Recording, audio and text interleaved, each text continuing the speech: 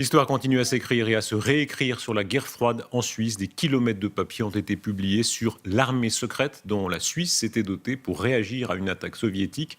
Un historien révise la version dominante. Il estime que le rôle réel de la P26 a été exagéré. Reportage de SRF adapté par Linda Bourget. Une organisation active dans le plus grand secret. Exercice de tir caché, réserve d'explosifs. L'existence et les activités de la P26 révélées au tournant des années 90 choquent et indignent la population suisse.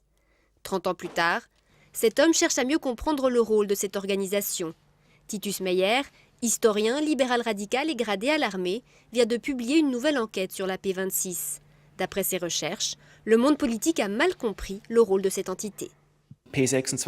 La P26 n'était pas une armée secrète, c'était une organisation qui faisait partie de l'administration, elle y était rattachée.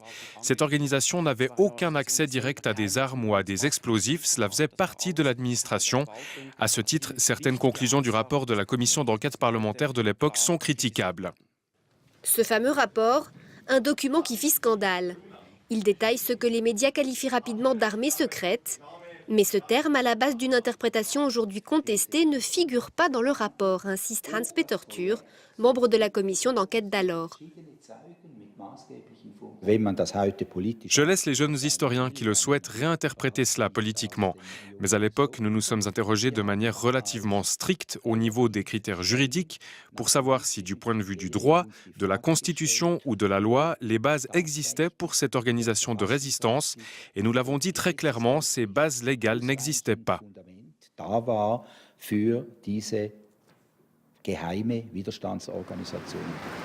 30 ans après la fin de la guerre froide et la dissolution de la P26, le rôle de cette organisation secrète comporte encore de nombreuses zones d'ombre.